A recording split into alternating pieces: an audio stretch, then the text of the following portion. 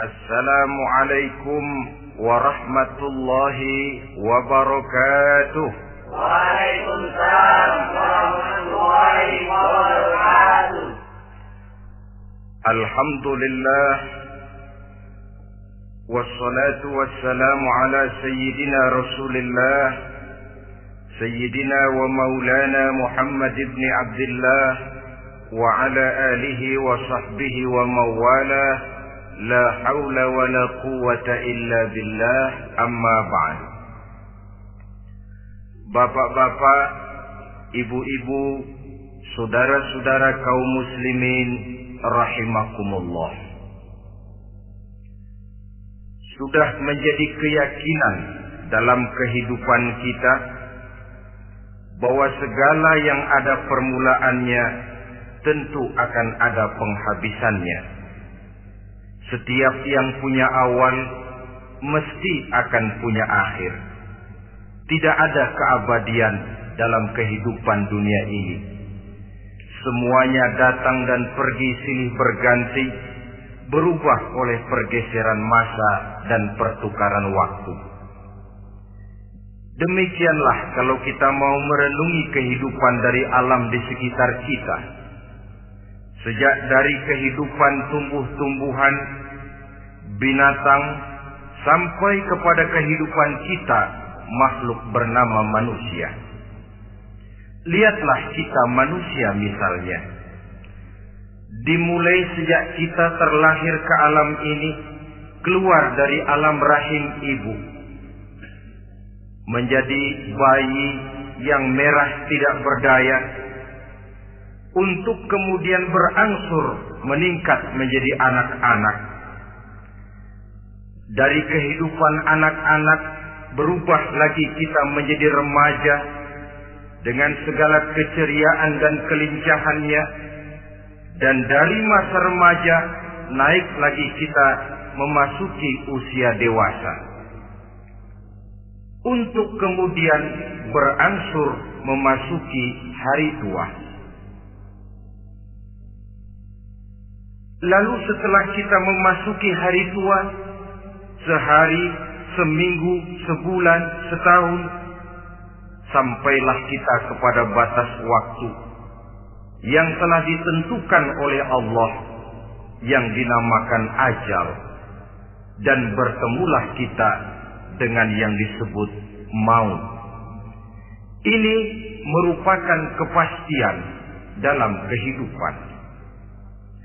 Kalau saja kita mau merenung perubahan-perubahan yang terjadi pada diri kita, seharusnya membuat kita insaf dan sadar.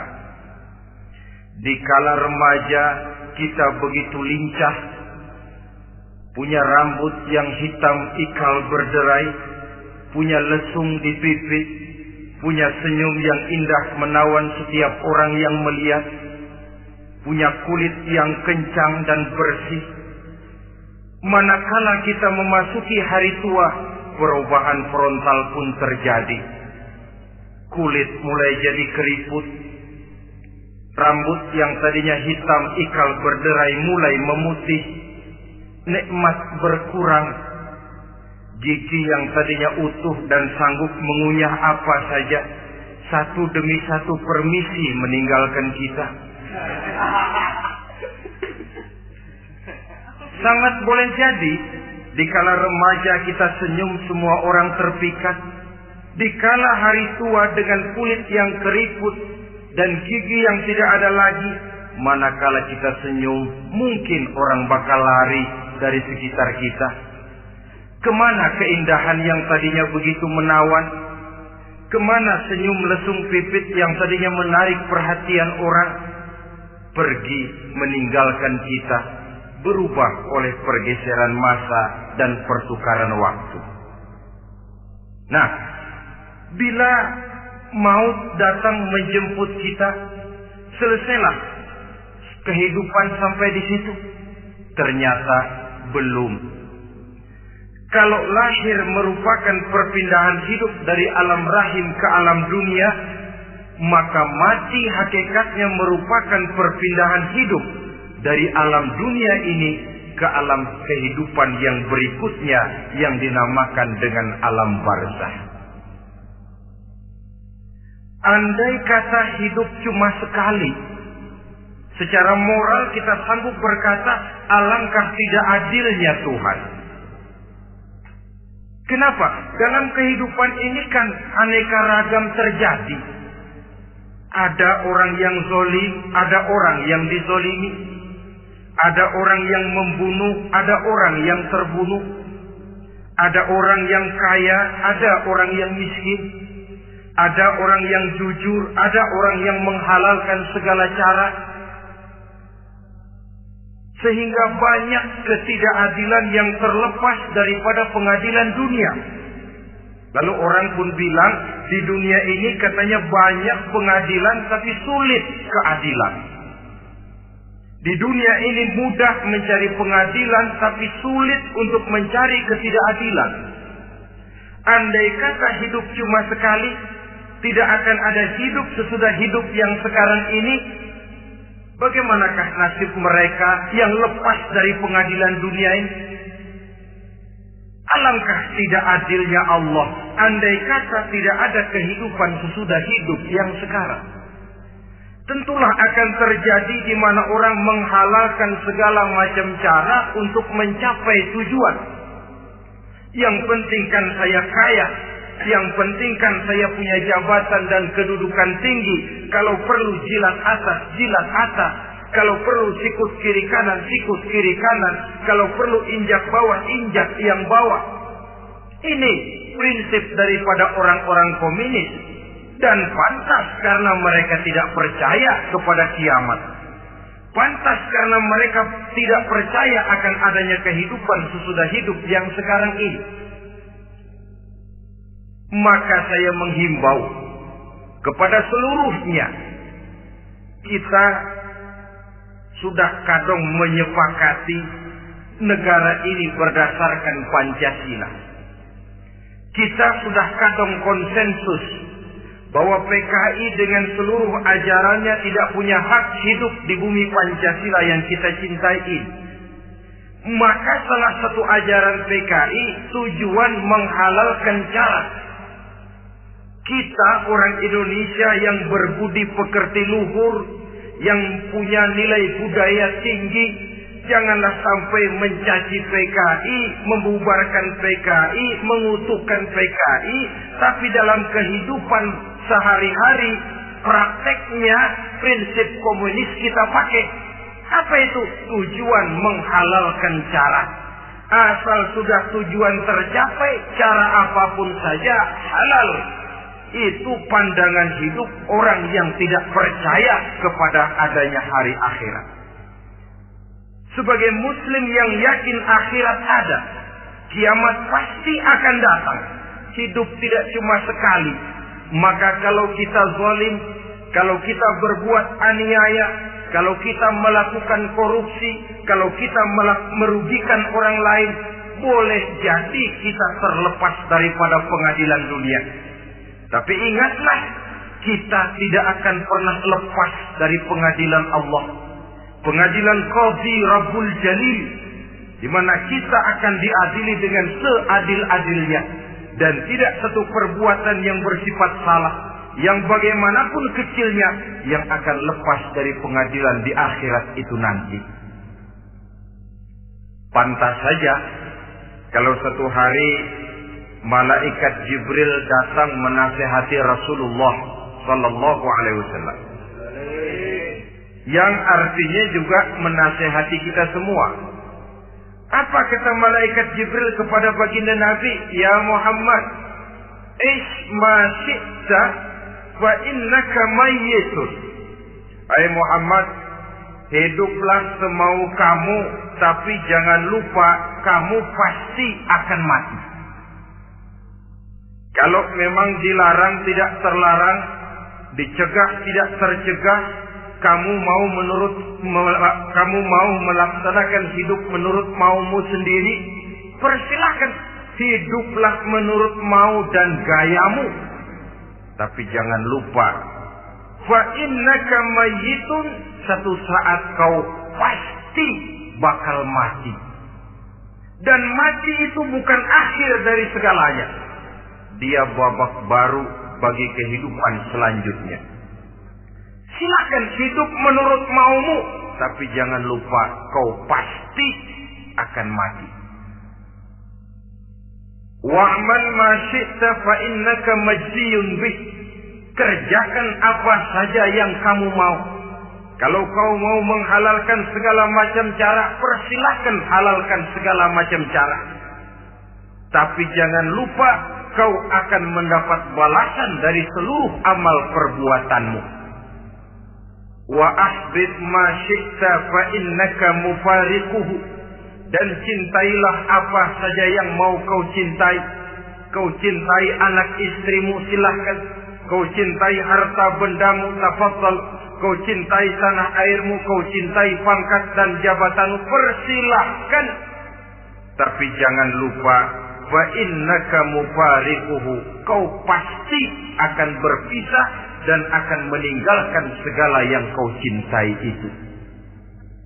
Apa artinya ini buat kita? Ternyata sesudah maut datang menjemput kita, ada kehidupan sesudah hidup yang sekarang ini. Ini yang mendorong kita untuk dalam kehidupan di dunia ini tidak melakukan prinsip saenake dhewe, semaunya sendiri saja, asal perut kenyang, asal pangkat tinggi, asal harta dapat. Masa bodoh dengan merugikan orang lain, masa bodoh dengan menipu orang lain. Iku jenenge saenake dhewe. Muslim tidak diajarkan. Ingat manusia, setelah kau mati, setelah kiamat datang, kau akan dibangkitkan, kau akan dimintakan pertanggungan jawab tentang kehidupan yang sekarang ini. Saudara hadirin, oleh sebab itu kalau kita bicara soal kiamat, soal akhirat, ini memang masalah yang gaib, yang sepenuhnya tidak bisa dicernakan dengan kemampuan penalaran intelektual. Dasar di dalam membicarakan ini tidak lain adalah iman kita kepada Allah Subhanahu wa ta'ala.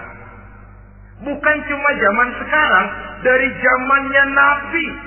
Orang itu kalau sudah bicara kiamat, bicara akhirat, ada yang ragu-ragu, ada yang menolak sama sekali. Bukan dari zaman sekarang, dari zaman dulu. Pernah kok satu saat Rasulullah itu dakwah menceritakan, saudara-saudara, akan terjadi kiamat di mana Allah akan membangkitkan manusia dari kuburnya untuk memintakan pertanggungan jawab. Ini dalam dakwahnya Nabi pidato macam itu. Apa reaksi orang? Yang beriman ya mantap, tapi yang tidak beriman, bajingan-bajingan Quraisy ini, mereka bertepuk tangan, mengejek, mencaci. Malahan ini yang luar biasa, ada dua orang kafir namanya Ubay bin Ka'ab dan Al-As bin Wa'il. Mendengar pidato macam ini, mereka buru-buru pulang ke rumah. Ngapain? Ngambil pacul.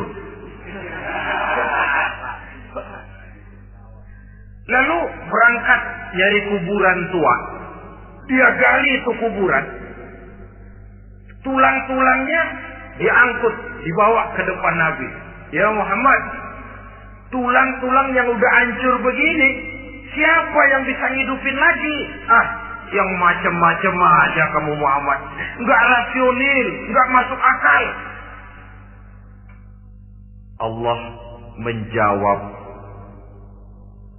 Apa kata Allah? وَضَرَبَ لَنَا مَثَلًا وَنَسِيَ خَلْقَهُ قَالَ مَنْ يُحْيِي الْعِظَامَ وَهِيَ رَمِيمٌ قُلْ يُحْيِيهَا الَّذِي أَنْشَأَهَا أَوَّلَ مَرَّةٍ وَهُوَ بِكُلِّ خَلْقٍ عَلِيمٌ. Mereka memberikan perumpamaan kepada kami, kata Allah. Mereka melupakan asal kejadiannya. Mereka bertanya, siapa yang sanggup menghidupkan tulang belulang yang sudah hancur kayak begini? Qul yuhyiha alladhi ansaha awwala marrah. Katakan kepada mereka Muhammad, yang akan menghidupkannya adalah Dia yang telah menciptakannya pertama kali dulu. Kalau Dia sanggup menciptakan, Dia tentu lebih sanggup lagi untuk mengembalikan reproduksi ciptaan itu sebagaimana semula. Yang paling kasihan yang ragu-ragu. Akhirat itu ada apa enggak sih? Kiamat itu ada apa enggak sih? Lantaran ragu-ragu, terombang-ambing dia antara harapan dan putus asa, antara kenyataan dan idealisme. Ada yang buta sama sekali 100% terhadap keadaan-keadaan sesudah mati. Perhatian mereka hanya tercurah kepada kehidupan sebelum mati. Yang mereka perhatikan siang dan malam tidak lebih daripada urusan perut. Pergi pagi, pulang sore, peras keringat, banting tulang. Cuma soal makan, soal minum, soal pakaian, soal kendaraan, soal rumah tangga, soal anak, soal istri. Yang mereka pentingkan hanya soal-soal politik misalnya, ekonomi, pembangunan dan industri. Untuk soal-soal kayak begitu, bias betul. Habis seluruh waktu untuk memikirkan, meningkatkan kebudayaan, politik, sosial, ekonomi. Kadang-kadang kurang tidur, kurang istirahat, berkeliaran ke sana kemari ke tempat yang jauh-jauh. Sampai kadang-kadang terkena stres, penyakit darah tinggi, ginjal, lever, untuk memikirkan hal-hal yang semata-mata karena dunia saja.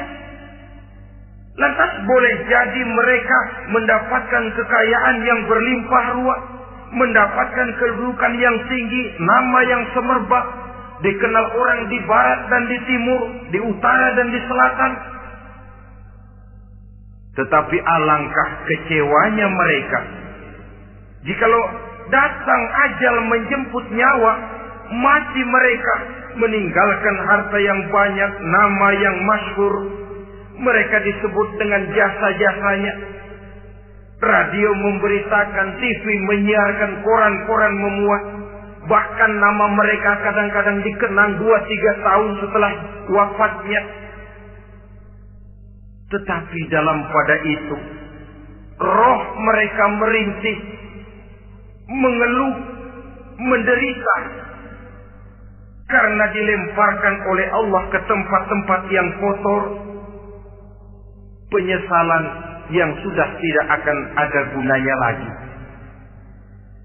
Saudara-saudara kaum muslimin rahimakumullah. Oleh karena itu, kehidupan akhirat bukanlah dongeng dan takhayul, bukan khurafat dan khayalan. Kehidupan akhirat, hari kiamat adalah kebenaran dan kepastian. Dalam surah Al-Hajj ayat ke-7, Allah Subhanahu wa taala menyatakan, wa anna as-sa'ata atiyatun la raiba fiha wa anna Allah yab'atsu man fil qubur. Dan bahwasanya kiamat itu sesungguhnya adalah sesuatu yang pasti dan tidak ada keraguan-raguan lagi di dalamnya. Dan bahwasanya Allah sungguh-sungguh akan membangkitkan manusia dari kuburnya masing-masing. Nah, kalau kita sudah yakin kiamat sesuatu yang pasti adanya, akhirat sesuatu yang pasti adanya, dari mana pembicaraan tentang kiamat ini kita mulai? Tentu dari diri kita. Marilah kita mencoba melihat proses perjalanan hidup ini sampai kita memasuki kiamat. Hadirin tidak ada makhluk secantik manusia. Tidak percaya, pernah ke Ragunan? Saudara masuk ke kebun binatang. Segala macam makhluk ada di situ. Ratusan macam jenis binatang. Bandingkan dengan saudara, kira-kira cakep mana?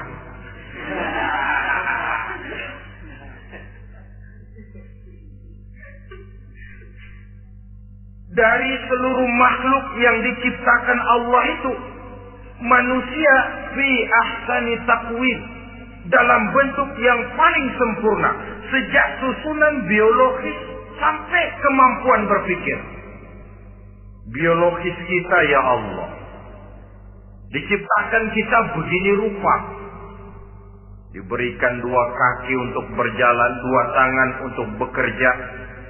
Diberikan 2 mata, dua-duanya di depan.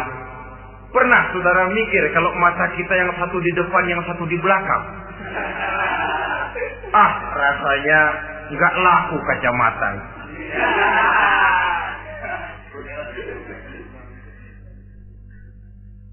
Diberikan hidung dengan 2 lubang. Tahu betul Allah ke bawah lagi lubangnya. Coba pikir kalau lubang hidung kita menghadap ke atas. Aduh, kalau musim hujan repot jagain hidung. Laqad khalaqnal insana fi ahsani taqwim. Sungguh telah kami ciptakan manusia dalam bentuk kejadian yang paling sempurna ketimbang makhluk-makhluk Allah lainnya.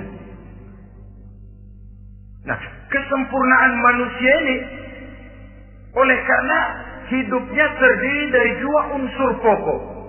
Pertama unsur jasmani dan kedua unsur rohani.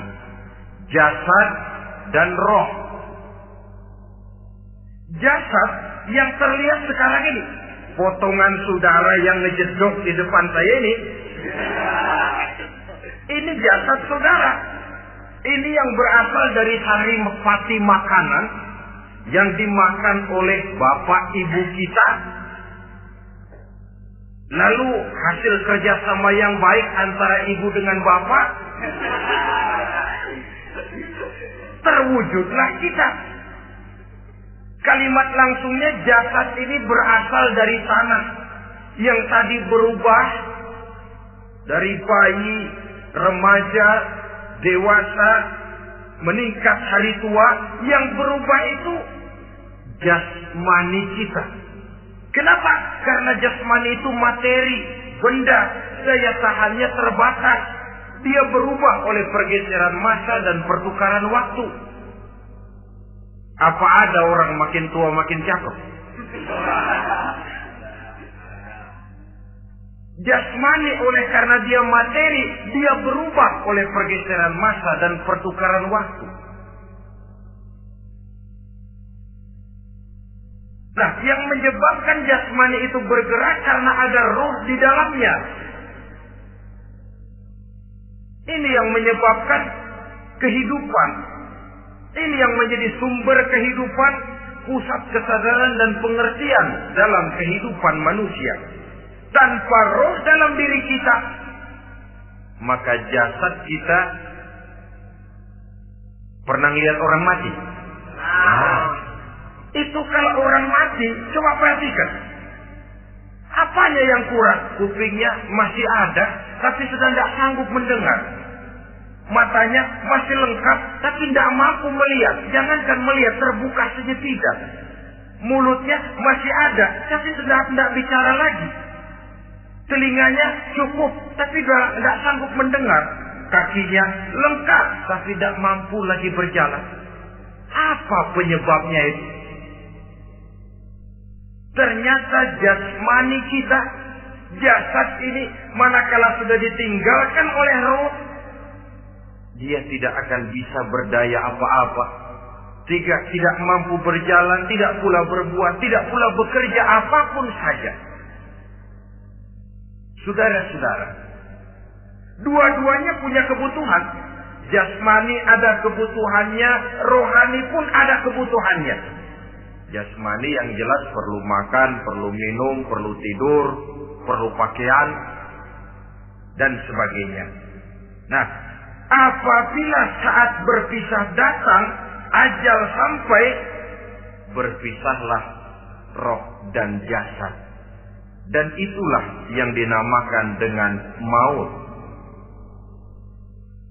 Jadi apa sih mati itu? Mati adalah berpisahnya roh dengan jasad. Sebab itu Islam sangat menganjurkan kita untuk banyak-banyak mengingat mati. Bagaimana caranya mengingat mati? Pertama, mati itu kan pasti. Kira-kira yang hadir di sini ada yang nggak mati nggak kira-kira? Semuanya bakal mati kan? Berani? Sekarang mau? Saudara, sebenarnya kalau kita merenung lebih jauh, orang itu tidak perlu takut mati. Walaupun tidak boleh terlalu berani menghadapi mati. Karena bagaimanapun takutnya kita kepada mati, toh dia pasti datang. Bagaimanapun beraninya kita mati, kalau belum ajal, dia tidak mati juga. Jadi Muslim itu kan harus berani menghadapi hidup dan tidak takut menghadapi mati. Mati adalah sesuatu yang pasti. Muslim dianjurkan banyak-banyak mengingat mati dalam kehidupan. Caranya bagaimana? Pertama, berziarah nengokin teman yang sakit. Ya? Suka nengokin teman yang sakit enggak? Oh, itu pahalanya kata Nabi. Menengok orang yang sedang sakit lebih afdal daripada sholat sunnah 1000 rakaat. Apa pernah saudara sembahyang sunnah sampai 1000 rakaat? Nengokin orang sakit pahalanya lebih afdal daripada itu. Kenapa menengoki orang sakit mengingatkan kita kepada mati? Iya ya, ini teman saya yang kemarin segar banget, bercanda sama saya, ketawa sama-sama, sekarang terbaring tidak berdaya. Hilang kemampuannya, hilang keceriaannya, sakit.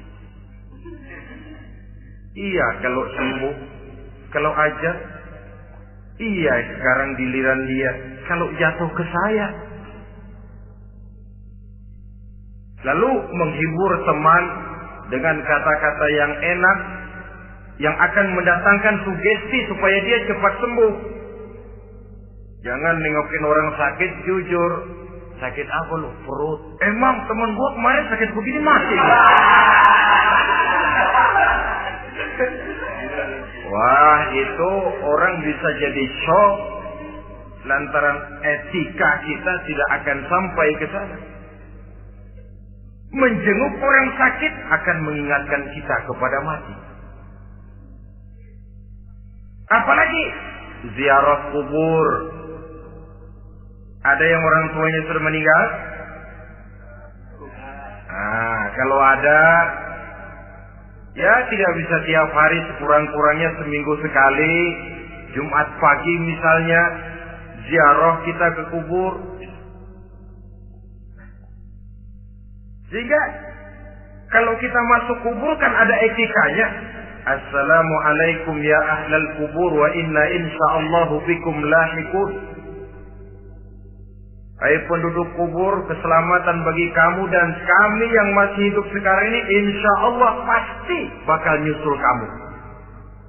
Iya, yang kemarin gagah benar sekarang terbaring tanpa daya. Ini unggukan kuburannya. Yang kemarin ada sekarang sudah tidak ada. Kemana dia? Kami satu saat pasti akan begini. Ingat mati. Lalu apalagi yang bisa membuat kita ingat kepada mati? Mengawal jenazah. Bukankah sangat dianjurkan oleh agama? Bahkan kalau bisa sejak mengurusnya, memandikannya, mengkafankannya, menyolatkannya untuk kemudian mengantarnya ke kubur. Hari ini saya antar dia ke kubur, besok boleh jadi saya yang diantar orang. Hari ini saya solatkan dia, besok boleh jadi saya yang disolatkan orang. Hari ini saya masukkan dia ke liang lahat, besok mungkin giliran saya dimasukkan orang ke liang lahat. Ingat mati, tumbuh kesadaran. Lalu daya positifnya dalam kehidupan apa? Nah, saudara-saudara hadirin, orang yang mengingat mati bukan lantas menjadi lemah dalam kehidupan, menjadi putus asa, sedikit semangat, terbentur kesulitan, mudah frustasi. Bukan itu tujuannya kita diperintah mengingat mati. Jelasnya Islam menganjurkan kita untuk mengingat mati guna maksud-maksud yang positif, supaya orang lalu sadar hidup ini cuma sebentar. Maka mumpung hidup, nah ini mumpung, tapi mumpung yang baik. Mumpung hidup, maka hidup yang singkat ini harus saya pergunakan dengan sebaik-baiknya, melakukan kebajikan yang sebanyak-banyaknya, menjauhkan rasa malas, menunggu keajaiban yang datang dari langit, berleha-leha, bermain-main, sementara maut kalau dia datang tidak pernah main-main.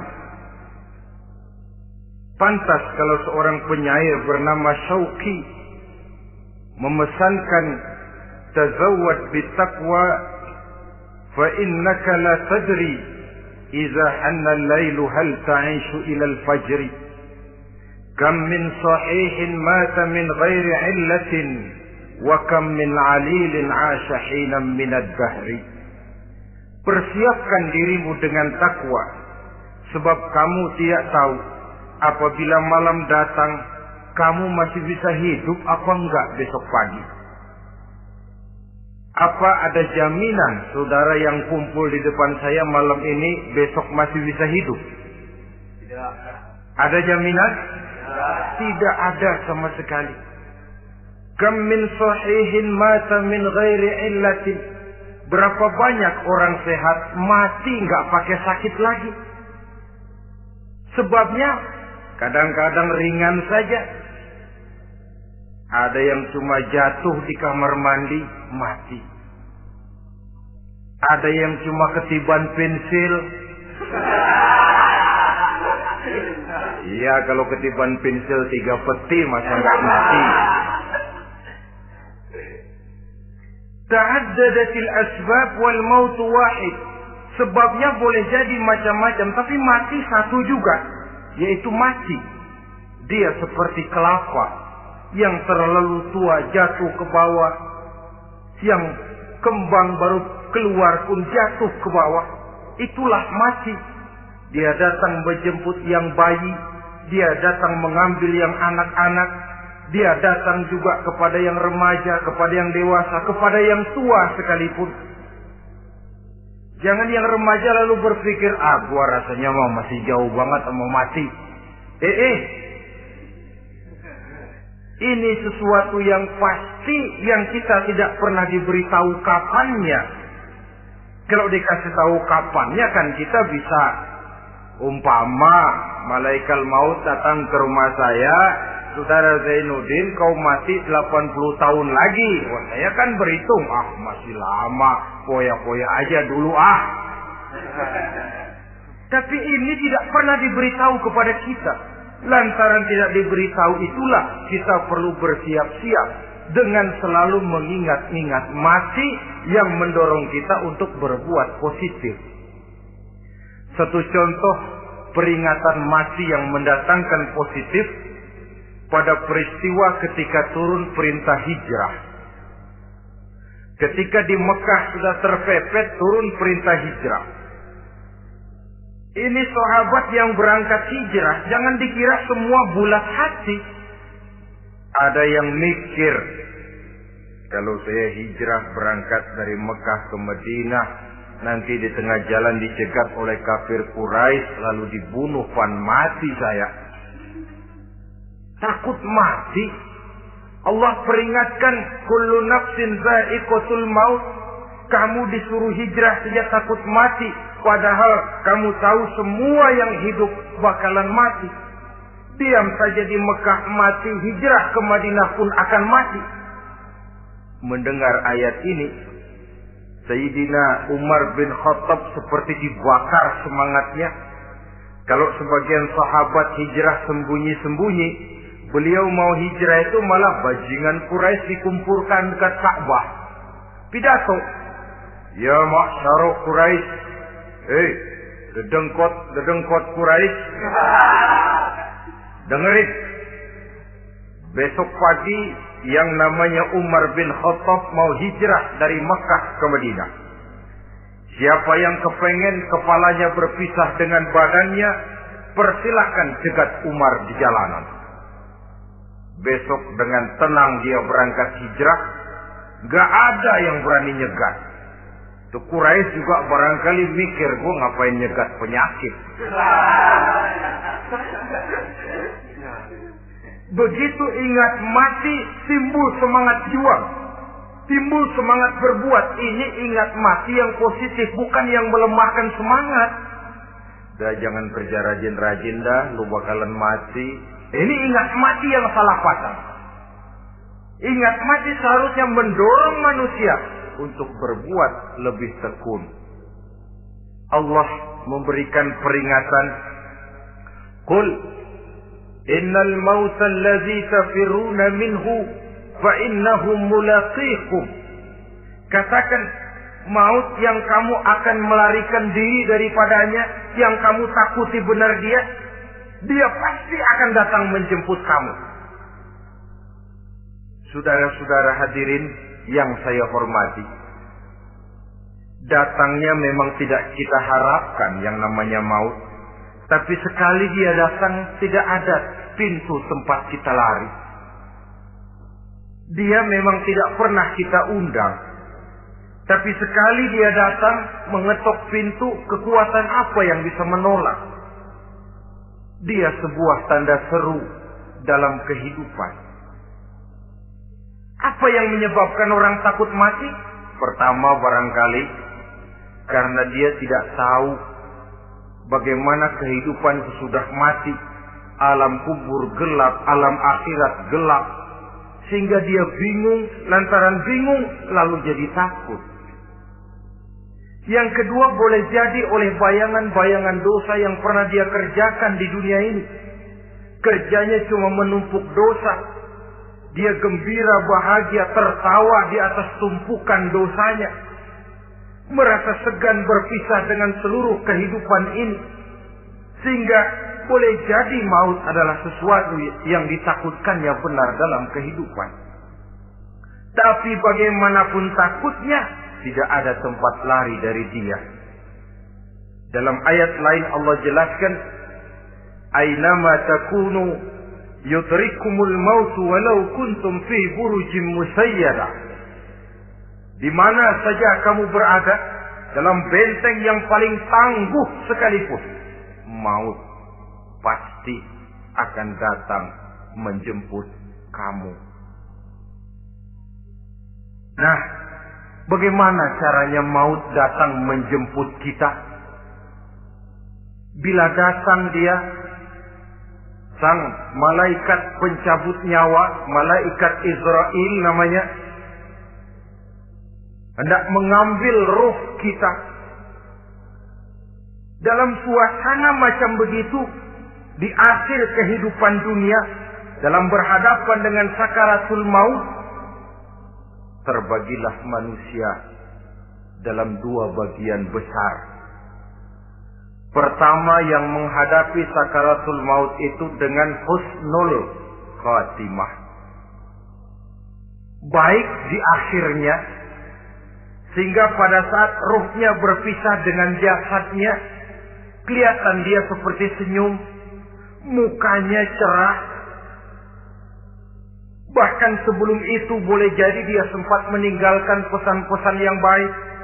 Ada yang sempat azan, ada yang sempat baca Quran. Pernah kan nemui orang yang mau mati seperti itu? Yang sempat azan, yang sempat baca Quran, yang sempat meninggalkan wasiat-wasiat yang baik. Sebab apa? Malaikat maut datang menjemput mereka juga dengan baik-baik. Dicabut ruhnya perlahan-lahan. Tapi sungguh pun perlahan-lahan. Pedihnya, sakitnya tetap tiada tara. Rasulullah Sallallahu Alaihi Wasallam, dikala beliau hendak berhadapan dengan sakaratul maut, diceritakan mencelupkan tangannya ke dalam gelas berisi air, lalu mengusapkannya ke muka beliau seraya berdoa, "Ya Allah, mudahkan saya dalam menghadapi sekarat ini." Beliau juga yang mengatakan bahwa sakitnya sakaratul maut sama dengan 300 kali bacokan pedang. Sehingga kita diajarkan doa, di antara doa selamat itu kan ada Allahumma hawwin alaina fi sakaratil. Ya Allah, mudahkan saya di dalam menghadapi sakaratul maut itu. Ketika ruh ini keluar dari jasad, mata masih mengikuti ruh itu. Jika kadang-kadang ada yang matanya terbelalak dan tidak sempat ditutup, terbuka terus, mengikuti ruh itu keluar dari jasadnya. Adapun golongan kedua, manusia yang ketika berhadapan dengan sakaratul maut mendapatkan su'ul khatimah, jelek di penghabisannya. Sekaratnya sudah setengah mati, lalu jelek juga di akhirnya, mati dalam keadaan yang tidak baik, tidak terpuji. Ada yang lagi megang kartu, mati. Ada yang lagi di tempat ngadu ayam, mati. Ada yang lagi di tempat pelacuran, mati. Ada yang lagi megang botol minuman keras, mati. Nih barangkali malaikat maut gemes banget nariknya, lu bajingan, lu tarik terus kan. Mati su'ul khatimah. Makanya bagus itu. Kadang-kadang di majelis-majelis taklim kan sering dibaca, Ya Allah biha, Ya Allah biha, Ya Allah bihusnil khatimah. Kan ada itu? Ada enggak? Saudara hadirin, mohon agar oleh Allah kita diberikan husnul khatimah, baik di saat ruh akan berpisah dengan jasad. Ini sesuatu yang pasti. Sang malaikat maut datang menjemput nyawa. Setelah ruh berpisah dari badan, maka tinggallah sang badan. Ditangisi oleh semua yang kita tinggalkan. Sehingga kepada putrinya Fatimah, ketika malaikat maut datang hendak menjemput baginda Nabi, beliau berkata kepada anaknya, Fatimah, kamu tahu siapa yang datang? Saya tidak tahu, Bapak. Yang datang hadimul lazat. Itu dia yang menghancurkan seluruh kesenangan dunia. Wa qati'u syahwat, yang memisahkan kita dengan seluruh yang kita cintai. Dia malaikat maut, Pak. Manakala jasad sudah ditinggalkan oleh ruh, itulah yang dikerubungi orang. Anak menangis, istri menangis, orang tua bersedih, teman-teman merasa kehilangan, menangisi jasad. Diuruslah jasad kita, dimandikan sebagaimana mestinya, dikafankan dengan kain putih 3 lembar, itu yang hendak kita bawa kembali ke tempat asal kita.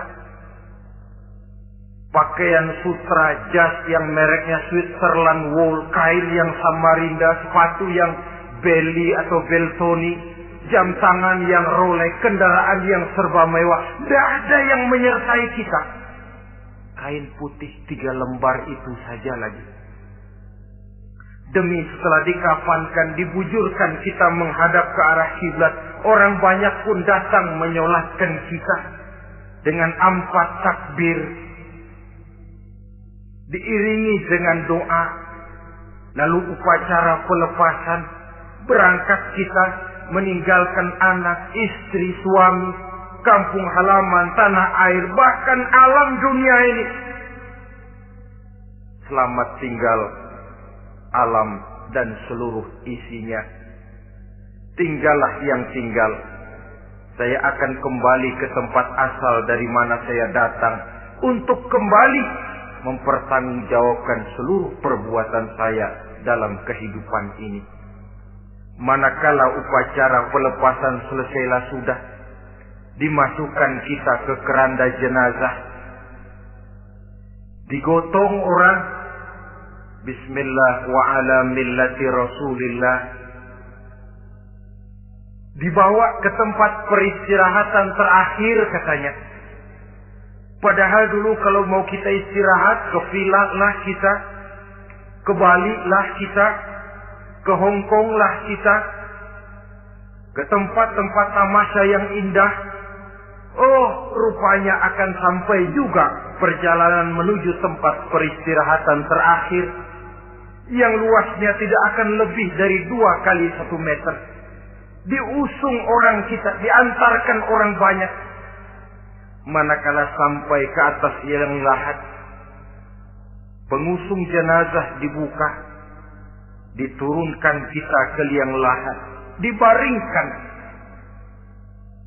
Gumpalan tanah akan jadi bantal kita.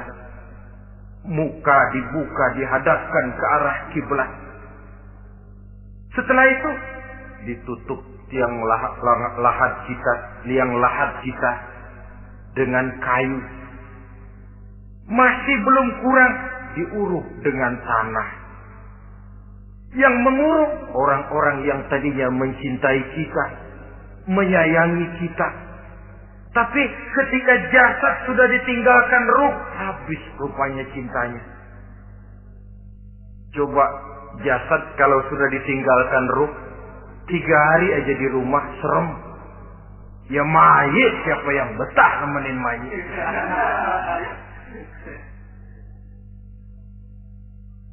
Lalu bila upacara pemakaman selesai,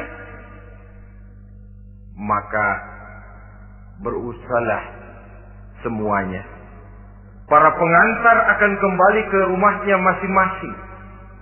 Maka masuk kita ke alam kehidupan, yaitu yang disebut alam barzakh atau alam kubur. Apa selesai hidup sampai di situ? Tidak. Hanya beberapa langkah setelah yang mengantar kita pulang, diriwayatkan dalam hadis Bukhari dan Muslim, bila seseorang sudah diletakkan di kuburnya, lalu yang mengantar kembali pulang, maka roh si mayit akan dapat mendengar bunyi terompah orang yang pulang itu. Bunyi terompahnya terdengar. Datang 2 malaikat menanyakan dia dengan pertanyaan-pertanyaan yang kalau bisa dijawab dengan betul. Dua malaikat yang bernama Munkar Nakir akan bilang, jawabanmu betul. Tenanglah kau di sini, naumatal arus. Tidurlah kau di sini seperti tidurnya pengantin.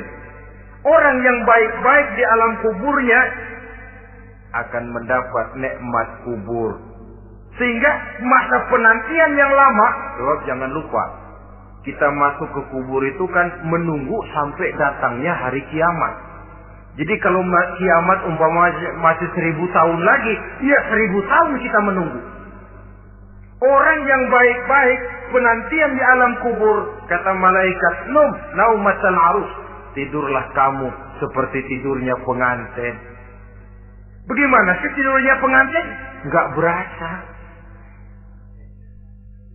Iya, kata anak sekarang, endah aja. Begitu mendusin pagi, kata lakinya, malam sebentar bener ya Neng. Sebentar betul katanya malam. Ya tentu saja tidak terasa. Kenapa? Dia tidak pernah memikirkan waktu.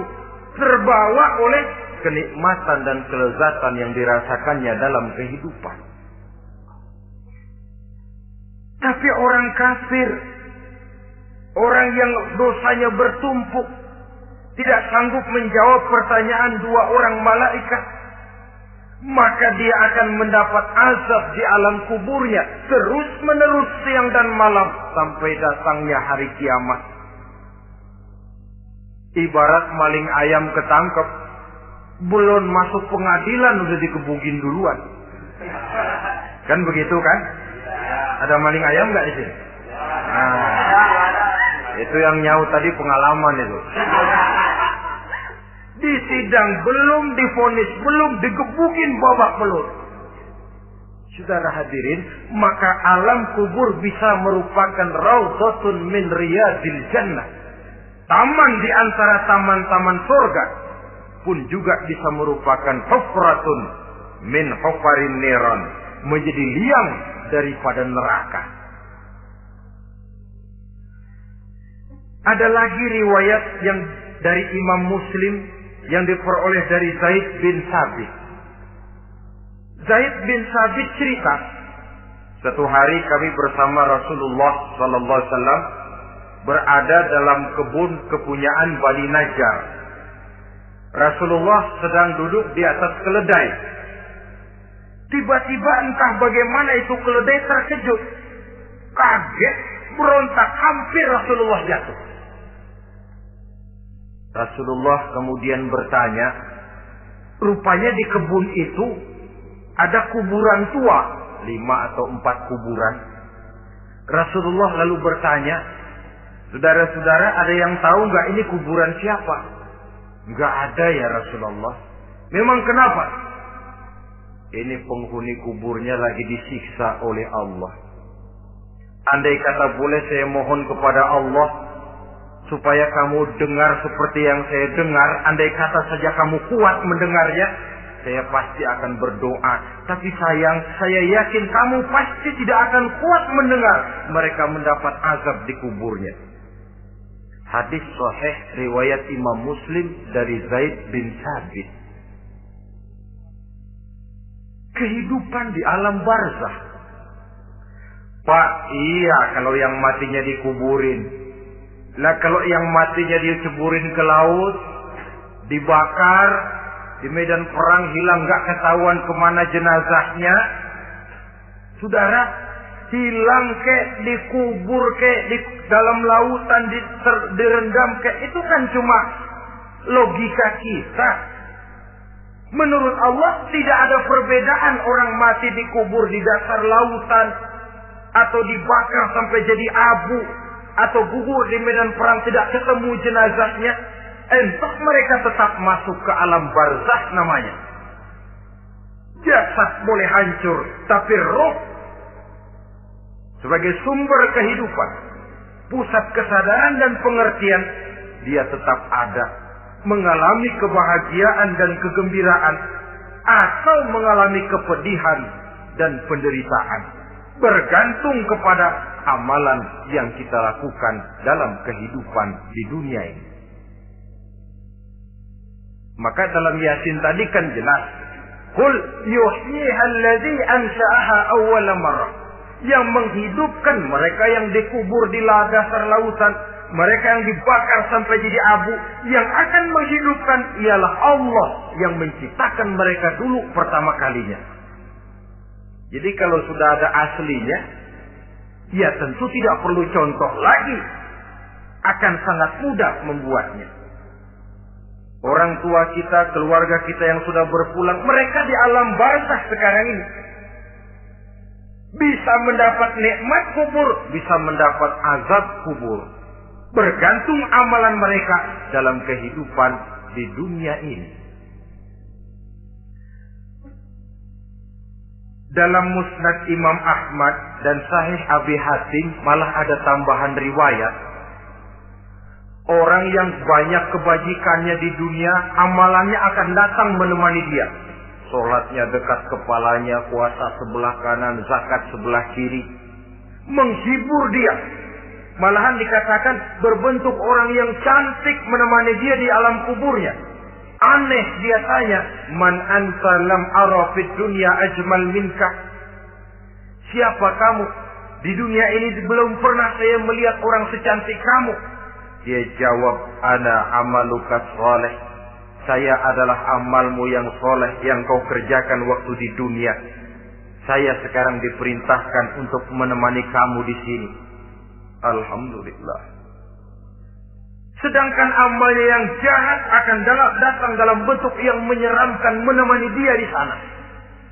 Bayangin deh, di kuburan ditemenin yang serem-serem. Sama juga di dunia. Di dunia, kalau kita di tempat gelap ditemenin orang cakep, enak nggak? Wah, pengalaman. Tapi coba bayangin, sudah tempatnya gelap, yang nemenin jelek nggak ketulungan, gerah kita. Nah, saudara hadirin yang saya hormati, lalu bagaimana tempat arwah-arwah yang sudah kembali menghadap Allah yang disebut mustaqarrul arwah itu? Macam-macam tingkatannya sesuai dengan profesi dan amalannya waktu di dunia.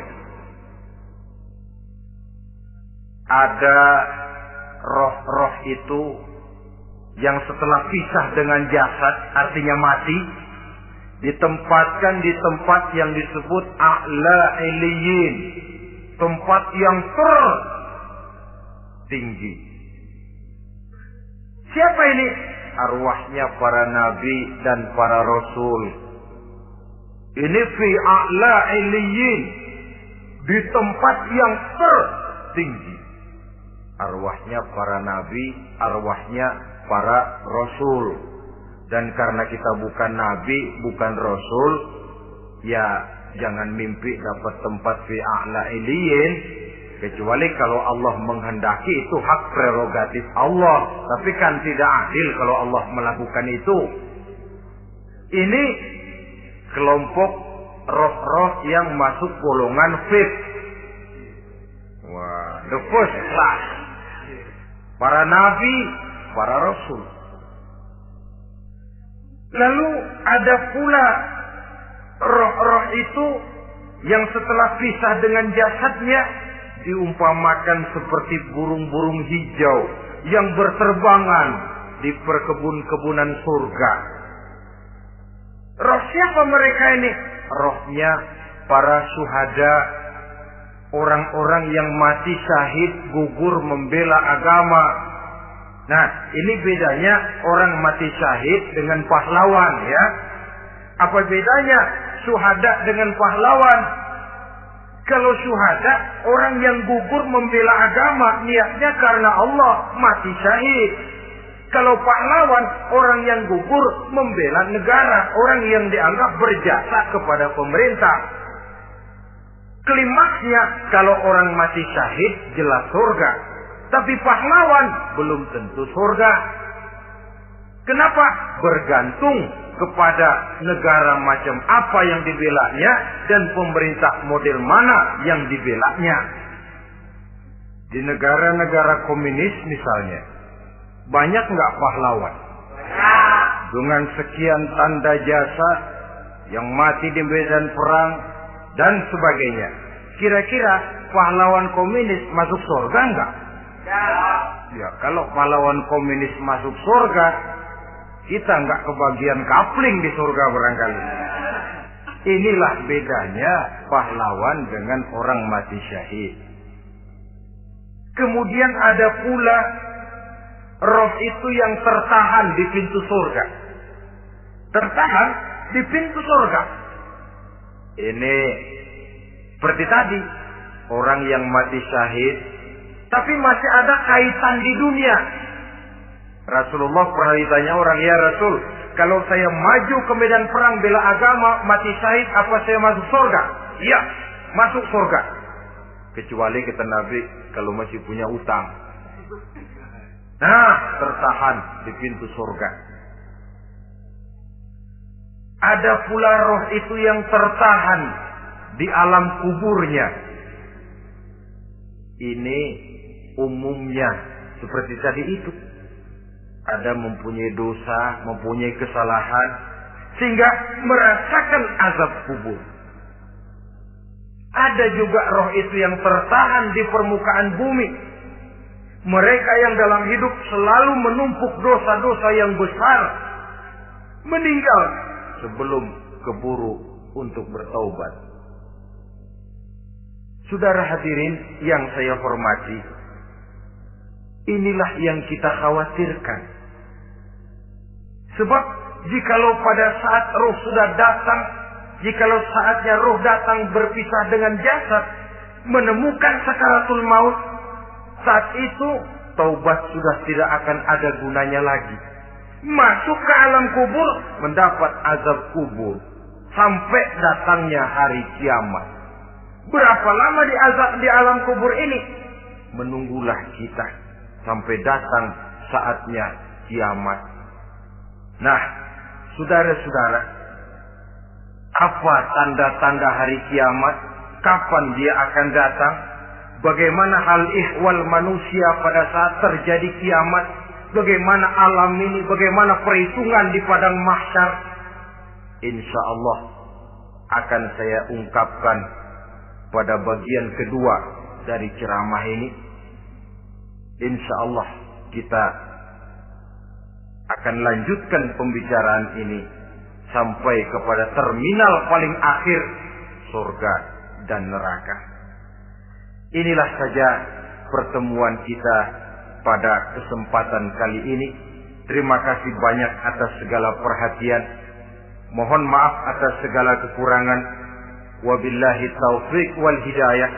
Wassalamualaikum warahmatullahi wabarakatuh. Waalaikumsalam warahmatullahi wabarakatuh.